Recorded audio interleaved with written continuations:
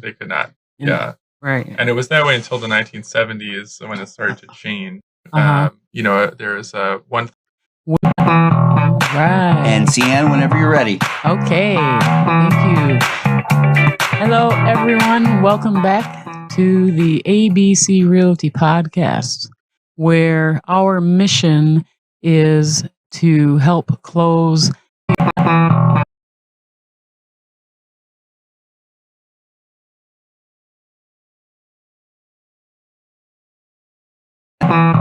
Right. And Cian, whenever you're ready. Okay. Thank you. Hello, everyone. Welcome back to the ABC Realty podcast, where our mission is to help close the equity gap in Minnesota between homeowners of color and white homeowners, and to have conversations around all things equity and justice as it pertains to housing. And today, I have two wonderful guests with me, and we're going to have a riveting conversation today. And so I want to introduce to you Jan Leedholm and Ben Werner, and I'm going to ask you each to introduce yourself, tell us a little bit about yourself, and then we'll jump into our conversation. So Jan, introduce yourself.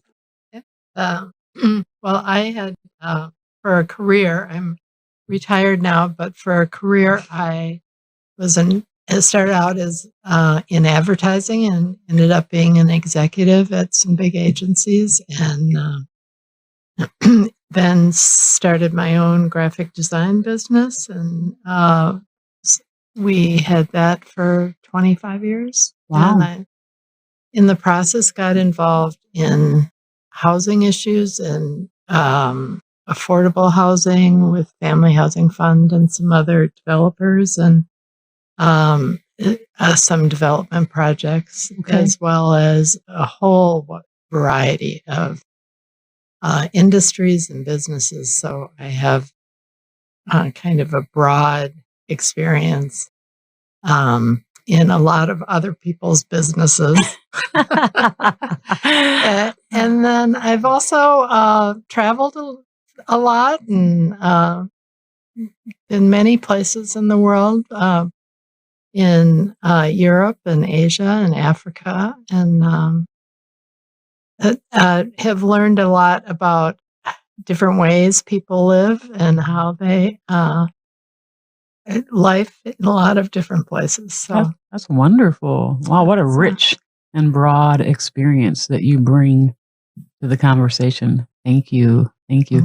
And Ben Werner, tell us who you are. Thanks again for having us on the show. My name is Ben Werner. I work at the Eastside Freedom Library, where I am the director of the Housing Justice Program. Prior to that, I actually got my career started with you, and then the nonprofit industrial complex got its claws into me. Right. So here I am. The Eastside Freedom Library is an organization that started on the east side of St. Paul in 2013. And really had this mission of building solidarity and bringing people together through storytelling, through artist and community and scholar activism.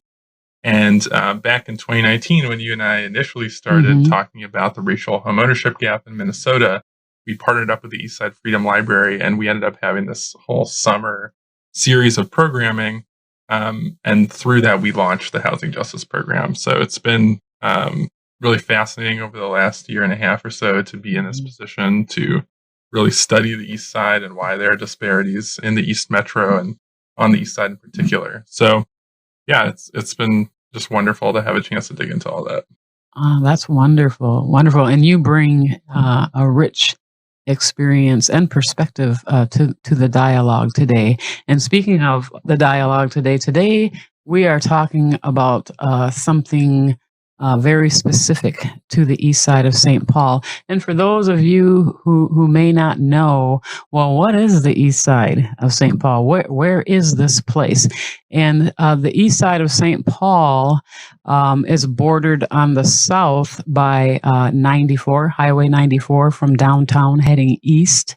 And by the west, Highway 35E going north all the way to Larpenteur Avenue. And then it goes all the way east to, McKnight McKnight. So the East Side is big. It's one of the largest areas in the cities, right? By way of square footage and numbers. We are on the East Side about 90,000 people strong, right? Yep, almost the size of Duluth. So it's a huge area, and it's made up of about 5 different neighborhoods, of which one I live in, and of which one you live in. And Ben, you work. I pretty much live there too. Yeah, you pretty much live there too. And the reason why I want you to know, community, what the East Side is and where the East Side is because there is a beautiful opportunity unfolding on the East Side, and it is an old vacant golf course.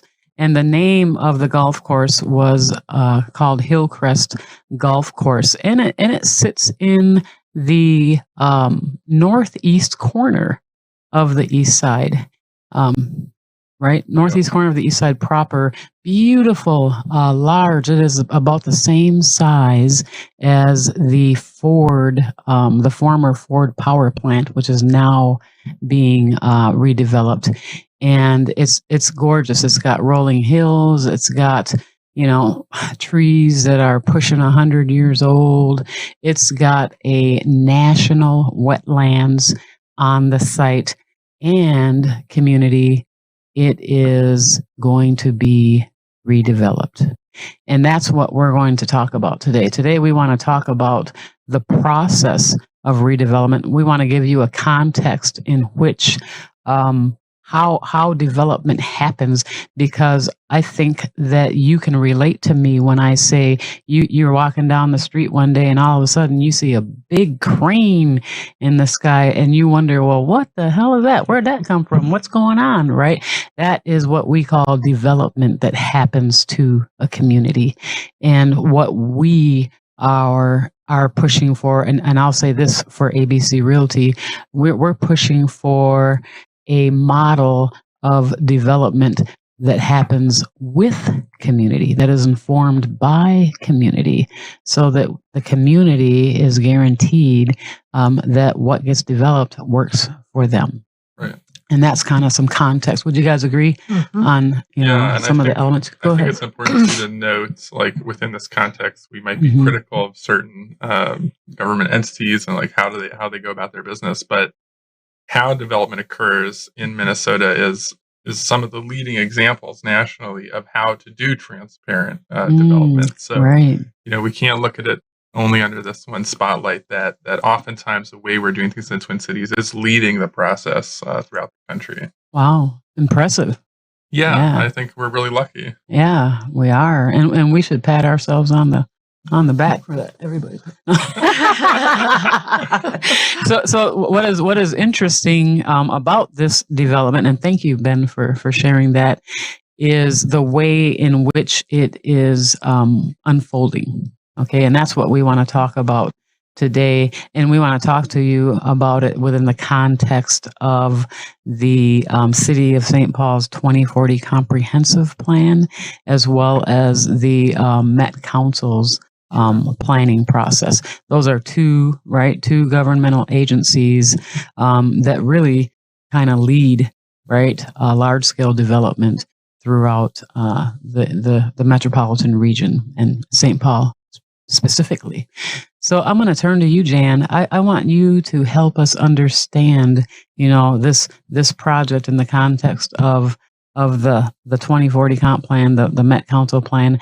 I want you to define for us neighborhood nodes and kind of help us understand, what is working and what is not working.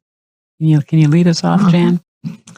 One of the things how I got involved in this project was actually a Zoom call that was a community engagement call on, so I listened to the presentation about this master plan for Hillcrest, and I wasn't aware of it before at all. And then I thought, well, I want to know what this is about. So I ended up educating myself about it. And one of the things that you can do is a lot of documents and pieces are important. The important stuff is all available online. So how did you know about the Zoom call? How did you get invited? I was invited. Don't ask me why, Okay. but I was kind of surprised. Just in case someone out there in the community is wondering, well, Yeah. how can I know and how can I get engaged? Do you remember and involved? how you, like, where the email came from? I sent it to you? Yeah, it was from Eastside Freedom Library. You must be on the Eastside Freedom Library's mailing list. Yeah, I mean, we've built out a specific housing list, so you must have been on that. Yeah, and I care about housing, so I'm glad you were there. Absolutely. So, and I drove around Hillcrest and just really tried to educate myself and is it a good idea or not what they're planning. So the St. Paul Port Authority is a land developer, especially for light industrial, and they're kind of a quasi government agency as well. So they had the opportunity to buy Hillcrest in 2019 from the steam fitters, I think pipe fitters, yeah, union, but they needed funding, so they went to the city and asked for funding, and was able to get $10 million to buy this property. And then since then, they've been doing engagement, and where I got involved was after they did some initial year of engagement with the community. They were presenting two options for a master plan, and both of them, it had a large area of light industrial, some housing, a small, what they call neighborhood node, which is basically like, it can be as much as one intersection where you've got little shops and you've got some services and a little more density in that area. Is that how you define a neighborhood node? Neighborhood node is really, I'd say it's like a village. And it could be small, medium, large. It has to be scaled to the property. Okay. To the whole site. Yeah. So, and what are the needs of the area? Gotcha. So in that node, it should be addressing or lending itself to the needs of the area. Exactly. So you've got a place to go eat. You've got a place you could go do your laundry. You can have a community center where you can go learn, or some recreational activities. You've got anything that would, could be clinics. Sure. You can bookstores, libraries, coffee shops. Yeah, work, live spaces. Absolutely. What about the light industrial? Like how have you come to understand what that is? Light industrial is a pretty broad category of businesses, but the ones that seem to be this project has a focus on are really large, flat, one-story buildings. They could be what they call business centers, I think, where it's a bunch of businesses, but together, but they're in one big, large, flat building, and they have parking lots in front, and they're usually pretty low. Hip up concrete. Yeah. The very low cost construction or I don't know what anyway. So types of businesses can be manufacturing, it can be warehousing. It can be also charter schools, so it has, it has some medical manufacturing, the high-tech medical. So it's quite a mix. And that's for the light industrial. That's that's under the Port Authority's expertise. Correct. That's what the Port Authority does, right? They are a quasi-governmental agency, and they are charged with the development of light industrial land within St. Paul. Correct. St. Paul Port Authority. And within the city of St. Paul, they have especially been able to do a lot of the brownfield redevelopment. So contaminated areas like the Phelan Corridor project was heavily contaminated from being railroads. And so this has been sold as a contaminated site, which I think we'll talk about a little bit more too. But that's another reason they were interested in the site. Okay. Or thought of, I think, just to talk about the contamination. Since it was a golf course, they did one thing that most golf courses do is they use a certain kind of fungicide where the grass changes. So for like tees and greens, tee off. Okay. Where it's special grass on those areas, then the edging, they use this fungicide, and that fungicide has mercury in it. So there is an issue to clean up. Sure. But it's not like it's been a construction dump for 30 years and now it's full, or buried tanks filled with oil or anything gas. Right. Yeah. I think the history, though, I think is maybe worth mentioning too. This is a site that's been there for 100-something years, almost nearly 100 years. Wow. At one point, it was really the extreme edge of the city. That prior to the suburbs being developed in the 50s and 60s, that this really was the extreme northeastern edge.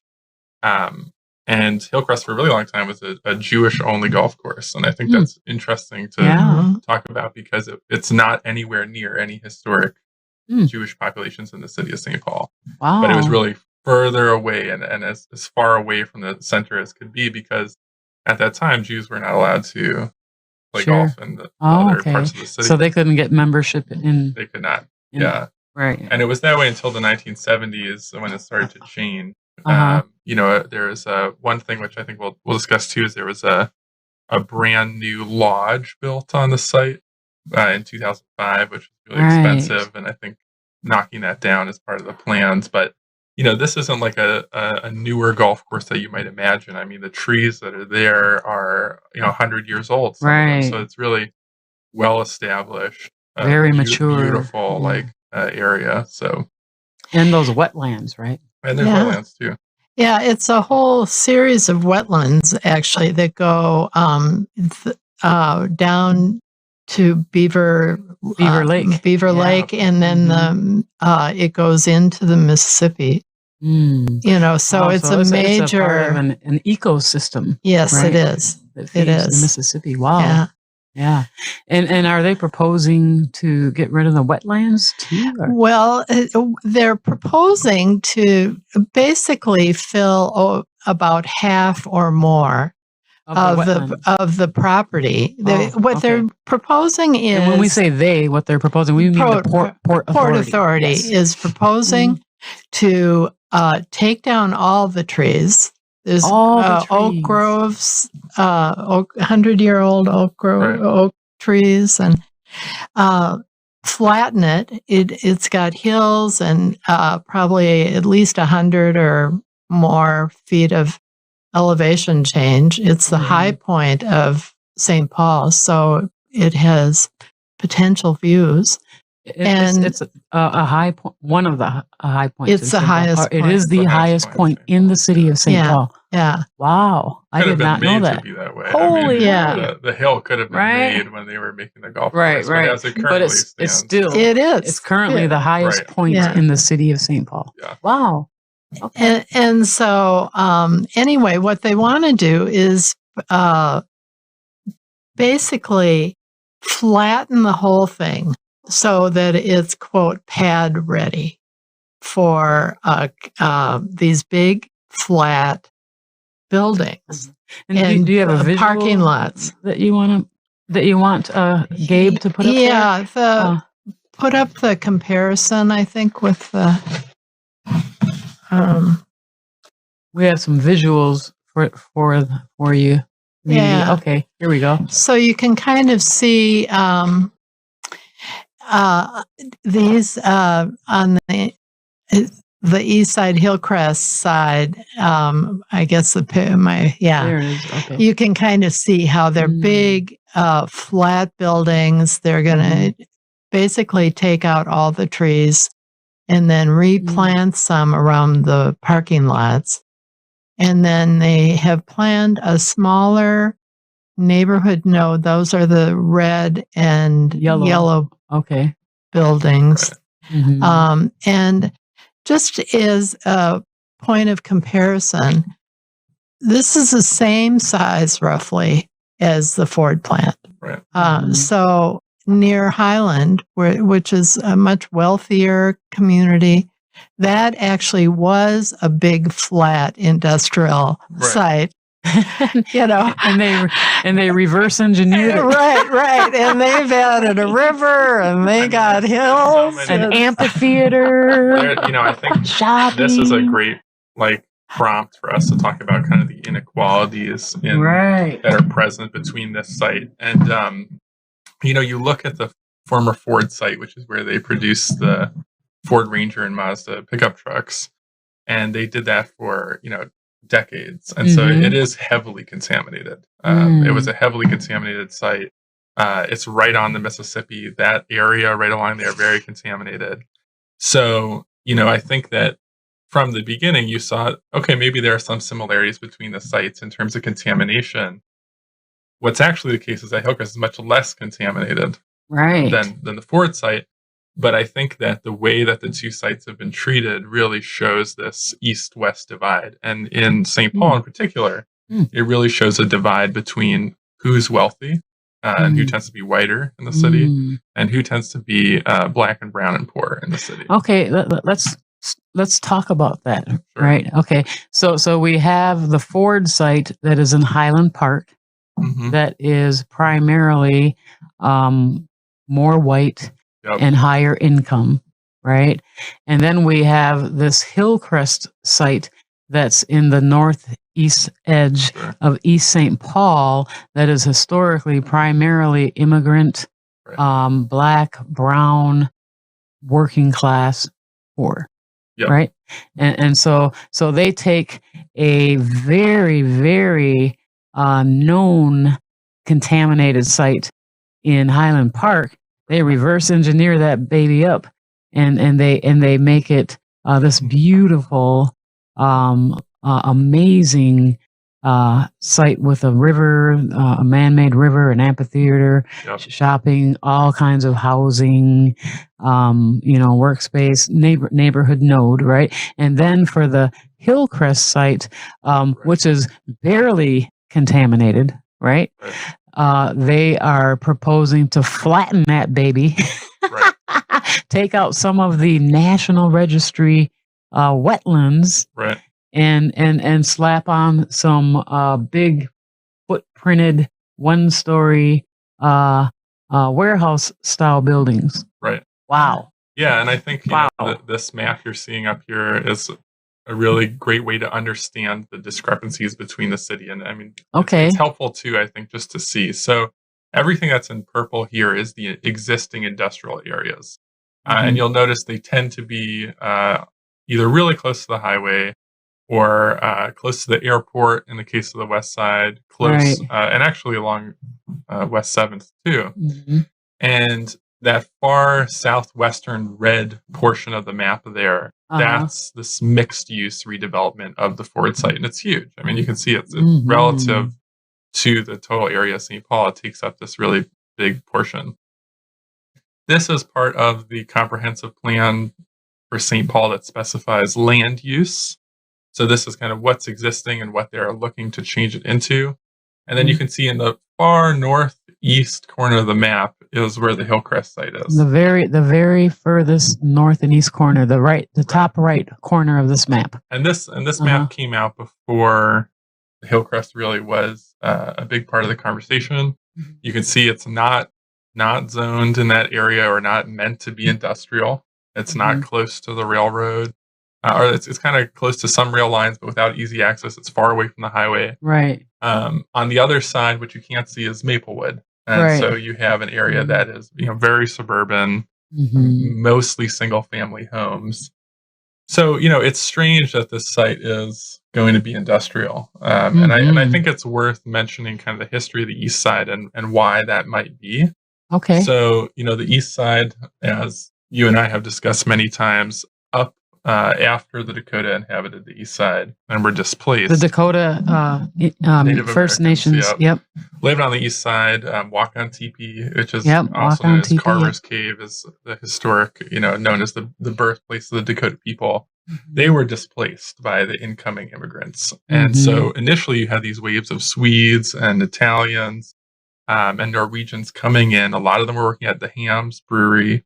A lot of them came to work at the beginning of 3M. A lot of them worked at Whirlpool. And so for a long time, the East Side was this working class center of kind of the city. And it was prosperous, right? Because so. that's where the railroad barons were building all of their painted ladies, right? These beautiful, in that day were the mansions. Yeah, Railroad Island, Jan. Railroad Island. Some of those houses there were beautiful. Yeah. So when those larger industrial companies pulled out of the East Side, there really was this vacuum. And at the same time, people were moving out to the suburbs.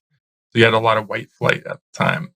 And what time in history are we talking about, Ben? Thereabouts. Post-war era, so 1950s through to the 80s, I would say was when most of this. But pre 1950s, this was the place to be. Right. If you were a wealthy, if you were working class on the East Side, and the wealthy barons lived in Dayton's Bluff, and it was mixed. Primarily, you had judges living on the same street as carpenters, so it was really this mixed, mostly white, but working class area. And when those industrial companies pulled out, left this vacuum. 3M, Whirlpool. At the same time, we started to take Hmong refugees coming in, and so they came onto the East Side. So really for the last 50 years, starting with the Hmong and then the Somalis, Ethiopians, Karen, and a lot of African Americans coming out of Rondo. Yep. You saw a lot of people moving onto the East Side. And so it's become this really diverse place, which is really not the history of Highland. Highland has mostly been white and residential. It's close to where a lot of the restrictive covenants were in Minneapolis. We're starting to see maybe there are restrictive covenants there as well. The research that's being done at St. Kate's will tell us more. But you really have this economic and racial difference between these two areas, and so the community engagement has been really different. And I think that's one of the reasons we're talking today is, it took them 10 years to really come up with the master plan for the Ford site, and this has been done in just 2 years. Sure. Okay. And kind of devastatingly, it's not zoned. The property is not zoned in the master plan, or just not zoned. It's zoned for residential. And it's surrounded by residential. Can be mixed use, would fit into that, but light industrial does not. So, and why do you think that the Port Authority is pushing so hard for light industrial at a site that's not zoned light industrial? It's residential. I think it's they've just come off of selling Beacon Bluff, which is basically the railroad bed along Phelan Boulevard. and they have contacts. They have, Sure. Companies that want to move into the city because they have, or where they're either outgrowing what they have in the city, or they're farther out where there's no amenities. There's nothing to do out there. There's, so they have a hard time in hiring Employing people. Okay, Yeah. Sure. I mean, some are hiring buses and trying to drive people out there, but so. And when you say out there, the outer ring suburbs. Yeah. We're really seeing a trend in urban planning change. Historically, for the last 100 years, it's been separate everything. And that will make your life easier because we'll keep things contained in specific areas. With kind of like men think. Yeah, there we go. And, the idea was you get in your car and you drive to work and then you drive home. Gas is cheap, the car is cheap, all this stuff, and so that's you see this proliferation of the suburbs being created. And that's changing. I think you're seeing people who have grown up in the suburbs want to move back into the city. They want to be closer to restaurants. They don't want to commute. They want to have transit options. And so you're seeing the shift start to occur. I also think what's interesting is that the Port Authority is in a particular bind because the nature of manufacturing is changing. Yes, it is. You're seeing increased roboticization. Yep. So manufacturing has gone overseas or it's being taken over by robotics, and yet they still have this pressure to create living wage jobs with limited barriers to entry, right? It's like you don't want to have a master's level education to work in the job because it takes so many years to train somebody. So the Port Authority is under its own pressure to bring jobs that pay living wages with low barriers to entry, while at the same time, many companies are either have moved overseas already or are using more robotics in their manufacturing. So they're in a tight bind. I think that's another reason that they're pushing at these different sites to try and bring jobs. They also have pressure based on the Met Council's plans to go into specific areas which historically have struggled with poverty and try and create more wealth. So that would be the east side. Yeah, the east side. And so I think there's a whole host of reasons why they feel pressure from people above them even to try and bring more jobs and spur economic growth. I wonder too if it's not a kind of imagined community, because when they did community engagement, the Port Authority did community engagement. And people listed things that they wanted, and they wanted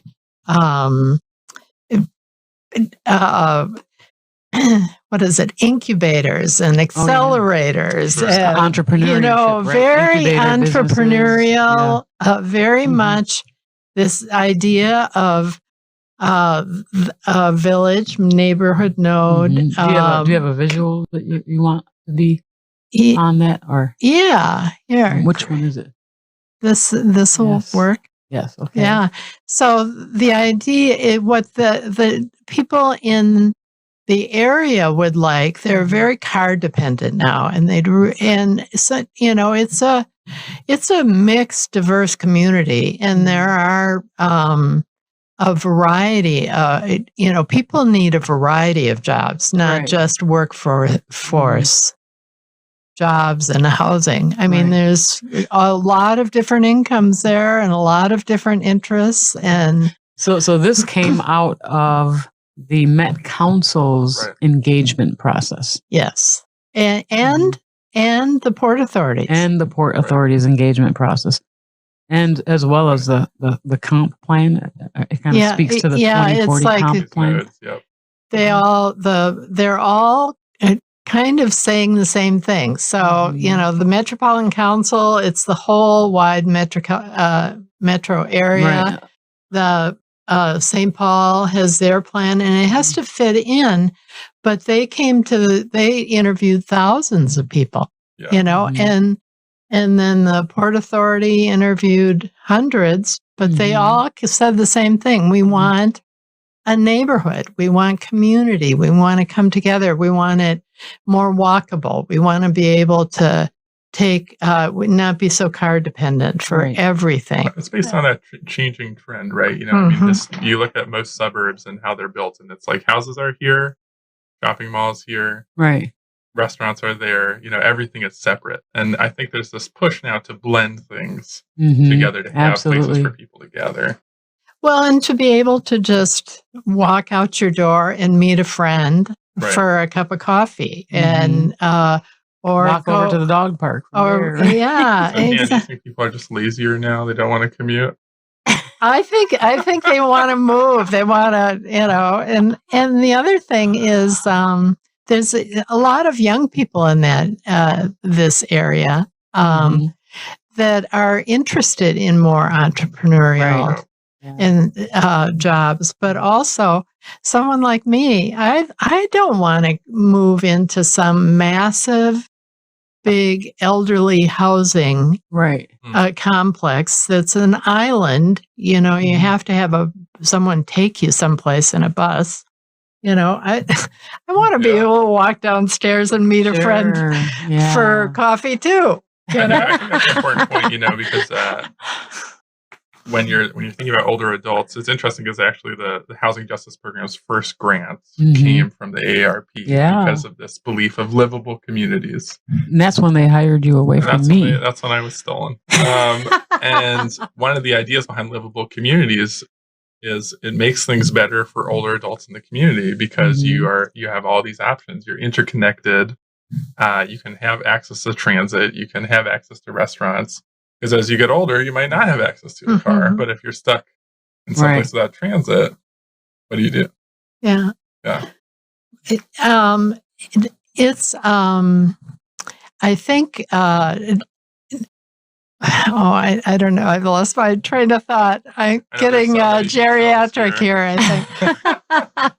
So essentially what we have is we have this beautiful space, and by the way, the demographics are interesting around the Hillcrest Golf Course site because the north border, which is Larpenteur Avenue, and across the street is Maplewood, and the east border is McKnight, which kind of feeds into Oakdale, and those communities are very white, right? Yep. And very suburban. And then on the south and the west side of the Hillcrest Golf site, it's working class, black and brown, and poor folk.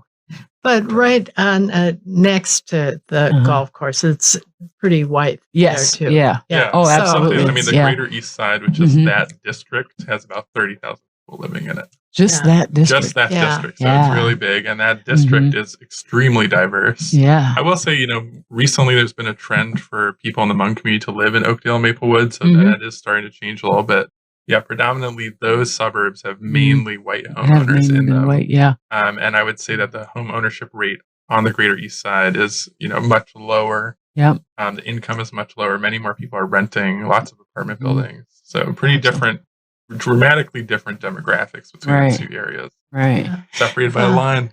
And they're not far from the golf course, Hillcrest Golf Course, just west of it.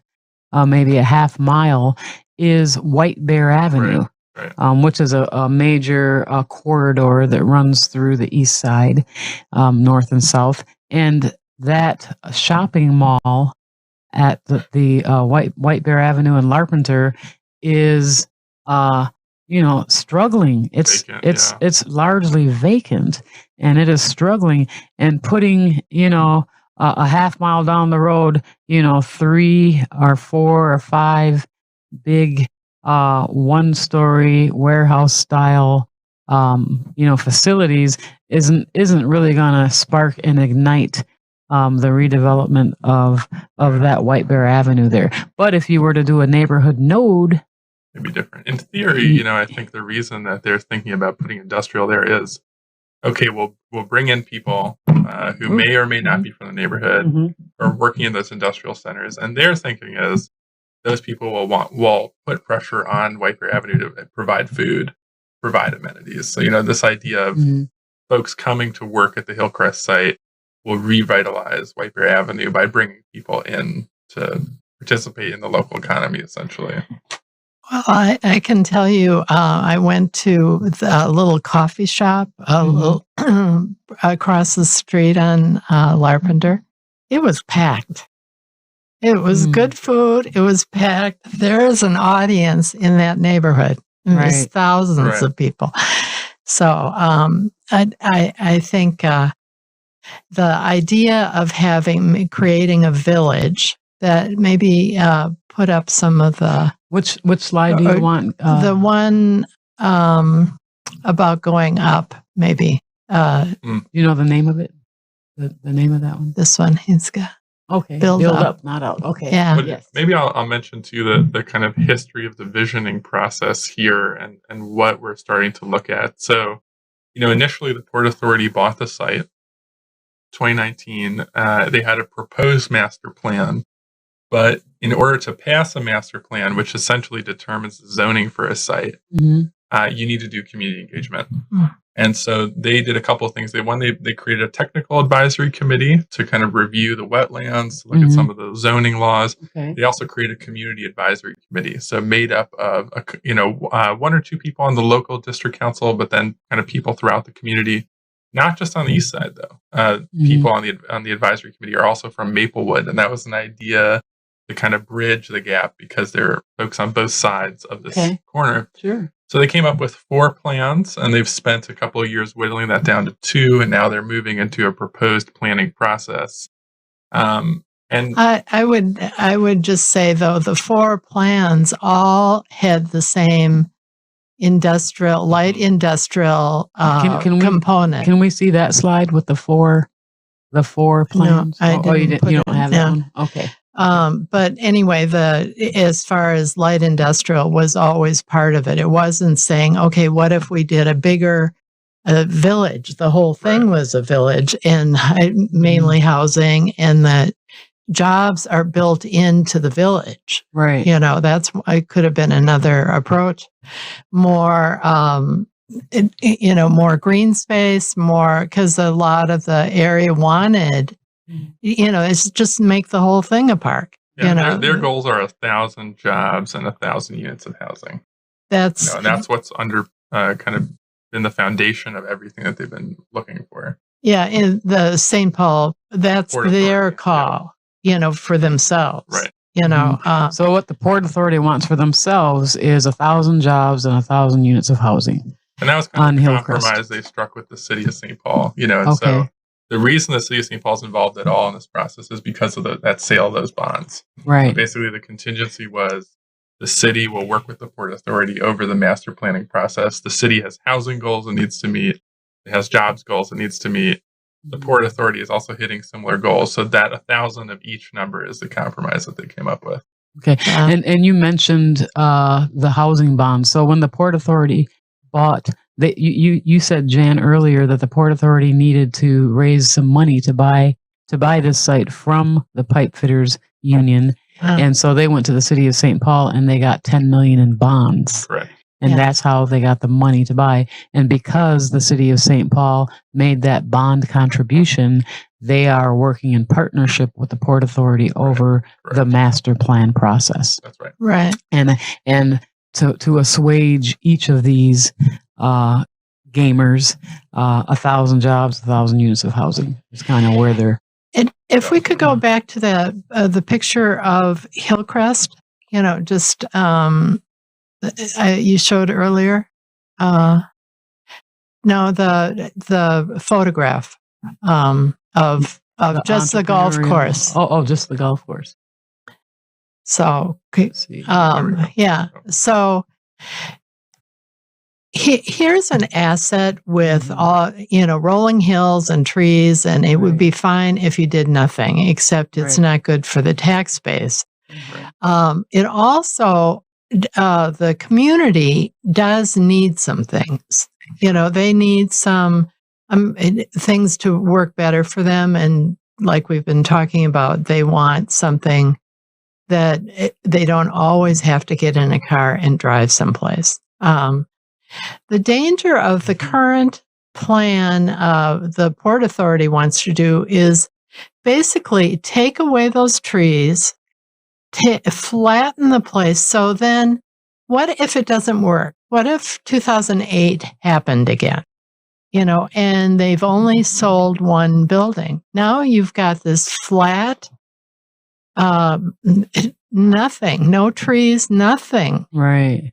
Concrete pads, and it's sitting there. Not so you're taking the resilience out of a place. Basically, this is showing some of the proposed right. I think it should also be mentioned too. Where we are right now in 2021, the job market is a little shaky, trying to recover from the pandemic. Yeah. The housing market has become hyperinflated. Absolutely, a lot of houses are valued, $60,000, $70,000, $100,000 more than they were before the pandemic. Mm-hmm. So there is a lot of uncertainty with what it will look like in this area and what the economy overall will look like as well. And Jan, you're saying that putting up these one-story large footprinted buildings is putting all your eggs into one economic basket. Exactly. Right? And then what happens if something changes, or say 20 years from now, those buildings are still there, but the technology changes and the buildings are obsolete. Right. So companies move. They've written off those buildings. So now you just have kind of a nightmare. Vacant space. Right. Well, who knows? I mean, you look at, right now the former Ham's Brewery is also looking to have redevelopment. Right. And it's going to be very expensive to redevelop that site. It's about 100-something years old. And it's just unclear how that's going to happen. And so, sometimes. And that one is under the auspice of the historic preservation. Right. So. Right. Yes. So now back to the building up. Why that's a good idea. The slide building up. Yeah. Okay. So why building up is a good idea. Just take the square footage of a one-story building, which is literally in this case taking up, too big a percentage of the property. Right. It's so that you can't surface area. Too much. Because in parking lots you can't do much. So if even you add 1 story or 2 stories, 3 stories, it gives you space to do something else. So literally you could have quite a vibrant housing and commercial area and like Central Park, and you could still have wetlands. You could have just wild, let it go, open space, and then develop it more like classically towns have developed. You don't flatten the whole thing and just commit to one thing. Right. You build, you have lots and you sell them and you grow it more organically. Sure. So why in pieces. Why do you think, Jan, that they are taking this approach? We don't actually, at this point, we don't know because we haven't seen what their final plan is. Sure. So we don't know if they have taken this to heart, but this is what the comp plan, the metro, the city of St. Paul said what they want. This is what the Metropolitan Council said it wants. And this is what people in the neighborhood have said they want. If you ask me, in my opinion, I think that the reason that they're looking to do these like large single story, and I think one of the reasons we came here today is talk about, how has the engagement process been for this site? Right. I think that, like you were mentioning with the Phelan Corridor project, they have partnerships that are already established. They have businesses that are already going to come in who are already saying, these are my terms for coming in. And that's leading them to do what they're doing instead of, creating a space that maybe fits the neighborhood or the needs better. Well, and on top of it, the deal that they're talking about, this just kills me. Giving it away for $1 for a workforce agreement contract that right now the numbers are less than you can get paid at McDonald's. Yeah. So they're going to give away this land. Mm-hmm. With the agreement that it will bring jobs in. Yeah. But they these companies, they're established. They have a workforce. Right. They're not going to fire everyone. And they're not going to create new jobs for people on the east side. When there's a space for a new... And Vomella would be a classic example, right? Yeah, and they actually have fewer now than they did when they first came. So I think that's a really good point. And, one thing that I've always stressed from the beginning with this process is if you're going to bring new development onto the east side, it needs to serve the east side. Right. Mm-hmm. It's like you're coming into you're taking this land that could be used for something else. For $1. For $1, and with this idea of it will create jobs. Right. And unfortunately, I think what happens here is, well, one, I think government agencies are afraid of businesses. And so they know that if they put terms in place, it might be hard to attract someone. So instead of requiring that a certain number of East Siders are hired, they just encourage it. And I would say that this is all hypothetical, except we actually saw this happen with the Phelan Corridor project, which is the Port Authority came in, very heavily contaminated, redeveloped this former railroad area, brought in a bunch of businesses, gave them the land for free. And the number of local hires has been abysmal and really not tracked very well. It's not tracked, nor is there any accountability built in. Right. Yeah. Right. If a company says, "Yeah, we'll do that. We'll make sure that we hire 20% of our workforce from the neighborhood," and then when actuality plays out, they don't. Right? They don't have to be accountable to anybody. Right. And why are they doing that? Well, one, like I mentioned, they're scrambling. Yeah. They're trying to build their tax base, and so they can pay for city staff, pay for local amenities, pay for the roads, pay for the plumbing. Right. And so they're scrambling to try and get in businesses that will contribute to the local tax base. And at the same time, though, like you're saying, those businesses already have established. Yep, they have a workforce already. Right. And Vomella is a classic example. Vomella is a company that relocated from, I believe, Maplewood? St. Paul. Yeah. Oh, from St. Paul. Okay, so they just combined their was one separate facilities. One facility that was out of town a little bit, but a smaller one. They got their facility for $1. So they got their place for $1 at Beacon Bluff. City grant to get solar panels put on. So they who are a huge multinational, national company, didn't pay for for their own solar panels. They got subsidized by us to do that, the taxpayer. And they've hired very few East Siders. Right. They brought their workforce with them. It's under 15%. Have been they local brought hires, their workforce with them. And they are now on the former 3M site, which we call Beacon Bluff, which is also on the east side. And so I think we had a question from the audience of what is a good example of similar redevelopment? Is the Ford plant what we want? I don't think the personality of the Ford plant is exactly right. I think, but the idea of doing a village and, making it wired and entrepreneurial so that I imagine there are things called shop houses where you have living above the the store or your business, and there's ways to make that better for buying in.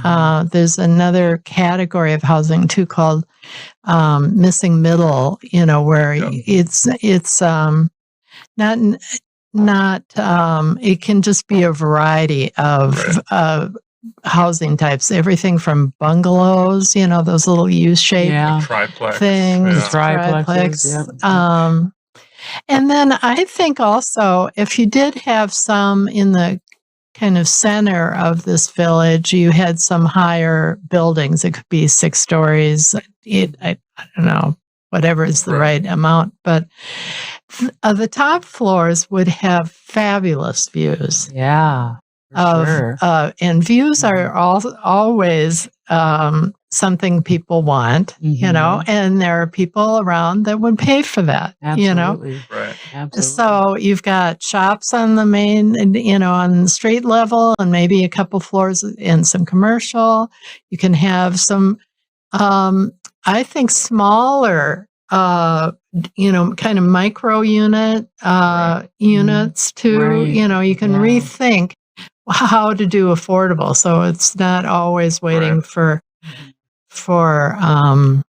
you could do some tiny homes, all kinds of things. I mean, I think the housing is a critical part of this, right? And why does the housing matter? Well, the housing matters because we have such a severe shortage of affordable housing. Absolutely. There isn't a shortage of market rate housing. There isn't a shortage of luxury housing. There's a shortage of really deeply affordable housing. Right. And what do I mean by that? I mean that there's a median income set by Housing and Urban Development.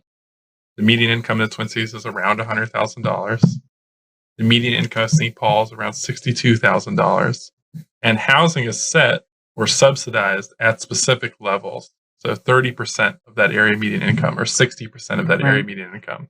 So something that's 60% AMI, is $60,000 is already the average income for St. Paul. So, on the one hand, we have a really severe home ownership gap between families of color and white families, yes. And Ramsey County is actually worse than Minnesota as a whole. It's something like 82% of white people in Ramsey County own their house, as compared to 20% of households of color. Wow. So really, really a severe gap there. That's worse because the state is more like 71% and 42. Something like that. Yeah. Somewhere 71% white home ownership. It might be a bit higher for home ownership of families of color in Ramsey County, but somewhere between 20 and 30%. Yeah. It's pretty low. And at the same time, in terms of that deeply affordable housing, so at 80% of area median income or 60% of area median income, we're short, around 11,000 units. And you're talking about 80 and 60%, not 30. Right. Okay. Or actually, you're right. It's 30 and 60%. Yeah. Okay. But still short 80% too. So the deeply affordable is considered 30% of area median and up to 60% of area median. Right. And right now, today, we're about 11,000 units short. Right. And that's where the rent or the mortgage payment is capped at a certain amount and subsidized to a certain degree. Right. To help people who don't have the income to afford it otherwise. So it's really, we have this huge shortage of housing. And the low, it's kind of ironic. The lower income people tend to be both younger and older. Yeah. Once they're retired. Absolutely. It's they're and like 20-something, 20-something and 80-something. 65, 70 above. In the middle too, but yeah. I mean, that is interesting. Yeah, like a shoehorn almost, right? Yeah, well, it makes sense. The height of your work career, you're going to have the most money. Right. So the Ford site set some pretty aggressive goals for housing. They're not putting industrial there. And so they have a wider variety of housing types, ranging from above market rate luxury housing. Right. Some of the lots sold overlooking the river are going to go to single family homes. They're very expensive. Yeah. To higher density housing that's affordable to people with lower income. Right. And work, live, and entrepreneurial. Right. It's also right on top of a few transit lines, so there's a bus rapid transit route there. Right. It's close to the Blue Line, which is the light rail. So it's really an ideal site. It's interesting that Hillcrest, though, the plans are longer range to go be connected to the Lake Elmo. Right. Lake Elmo, White Bear Lake. Yeah. So there's some. That'd be the purple line, right? And then bike trails, connections, and I mean they're really close to Beaver Lake, so that's. But we don't even know how much housing could fit on the site. We do know how much is supposedly going to be affordable, which is less than 30% of the total housing. So about a third of the total housing will be affordable at any level. Right. Of that, about 10% will be deeply affordable. So we're talking about, a few dozen units of deeply affordable housing when we're short 11,000. Yeah. What? Here's another question, guys. So, what do we ultimately want to happen? Summary of demands, a call to action. Okay. Uh, I just want to answer the question before with something else. Is that traditionally the way cities have developed is with neighborhood nodes, and mhm. they had little. It was connected with a streetcar, so you'd have a place in that neighborhood, Right. and the plan, the metropolitan plan and the city plan is to have 20 and no more than a 20-minute walk between these nodes. Neighborhood nodes across the city. Okay. Across the city. So this map shows you the identified neighborhood nodes that the city is planning. The circles, right? The circles on that map. Okay. And Hillcrest is also an opportunity site. And how do you define an opportunity site? Is that it is between the size. These are considered opportunity sites. I think the size and the potential of the property is so important. Yeah. It's just not. Sure. It's a rare opportunity. Okay. I think I have a handful of different suggestions that I would encourage in all of this. I think one, having more deeply affordable housing there, and one of the reasons that there won't be more, and we didn't get into this as much, is because tax increment financing is not going to be used for this site at any given time. Tax increment financing is a really complicated way of borrowing against the future value of a site. Right. Most of it's being used at the Ford site right now to create more deeply affordable housing. It may be used for just the housing on the site, so I'm hopeful about that. But really having more deeply affordable housing on the site, I think mandating local hiring, the jobs have to go to East Siders, make jobs and make sure they go to people on the East Side, because those are the people that really need to be uplifted. And then I think investing in the community, either on the site itself, right, by investing in parks, putting money and time into community centers or libraries.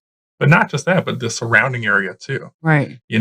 I totally agree with you. It should be a node. I think you could have a community center there. There's another community center nearby, Hayden Heights, which is really outdated and needs a major rehabilitation. So the center that's there could be. It could be the community center. I think there's all kinds of parks and community. There's a couple of community centers in the areas that really need attention and funding, and they're not being given that either. So I think all of those could be things that could be better here. The other thing I think of when you see all those circles on the map and stuff, and I know when I've talked to people, I think, well, I don't live near Hillcrest. Why should I care? Well, all those nodes are going to be developed, and Hillcrest is in the front of the line. So if right now the plan is to ignore what the Met Council wants and ignore what the city wants. And ignore what the people want. That's not a very good beginning. So I think... Yeah, that could be a model that could be replicated in all those other circles. If we let it happen here, and I think then it can happen part everywhere of this too else. is that there is this historic east-west divide, and so in terms of what do we want people to do? Well, number one, we want people to pay attention. Right. And I mean, we spoke with the Star Tribune about this, and I recall, I try not to read Star Tribune comments, but I read one, and one said, wrong part of the city. Why are you focusing on that? Yeah. Wow. So, Ford can get so much attention. This, people, whether it's their own racism or classism, they just don't even care. They don't want you to care. They don't want you to focus on it. We say, yeah, you should focus on it. You should be thinking about it. We need people to get involved. We need people to get engaged, right? Because, the squeaky wheel will get the oil. Absolutely. Well, and it's financial too, because to me, probably the least amount of income for the city is light industrial, where if commercial is double, the rents are double. It takes it's you get 8 workers for every one in a light industrial plant. So it's more workers, more types of jobs, more tax benefit to the city, which the city needs. I mean, it's a lot of education and government, so they run short. They really, and you can tell in the roads and not being able to keep up. So it's also important for the whole city that Hillcrest is. What if it was like a super success? That would be good news for every other neighborhood node that will be developed. Well, in the whole city, and the whole city. Right. Absolutely. Right, absolutely. So we need you, community, to get engaged, to get involved. If you want more information or want to know how you can get involved in this Hillcrest development opportunity, you can go online to the City of St. Paul has a website for the Hillcrest site. You can contact Ben Werner at the Eastside Freedom Library, and you can plug in with the housing justice work that is going on right now in partner with a lot of different partnerships around this site. You can hit up ABC Realty and we can get you connected. Keeping it real, right? Yeah. Keeping it real. You can talk to Jan. You can talk to Jan. And for me, I also care so much about the idea of livable communities. I hate having these islands of, you work here and you go, have to drive there. And I grew up in the suburbs, so I'm well versed, But the idea of having, I love the comp plan's vision for the future of the city. I think it would make a very exciting, fun city to live in. So support this comp plan and say, follow it. Right. Do the job. Right. Yes. The people have spoken, right? The comp plan lays it out beautifully. And now the Port Authority just needs to follow suit. Yeah. I also think, I guess my final word will be too, is like, we need to start thinking about housing as a fundamental human right. Yes. Absolutely. And right now it's like, pay for what you can get or not at all. And it's, people are paying too much for rent, too much for their houses. Right. And, we're suffering as a society because we're not housing everyone. And I think we need to too much for gas to get too much for gas, get between them. Okay, community. So hit us up at abcrealtytwincities.com for more information. Hit up the Eastside Housing Justice work with Ben Werner at the Eastside Freedom Library. We will continue to be talking and working in this space on developing a model for development that is informed by the people and doesn't happen to the people. We'll see you next time on ABC Realty Podcast. Thank you. Awesome.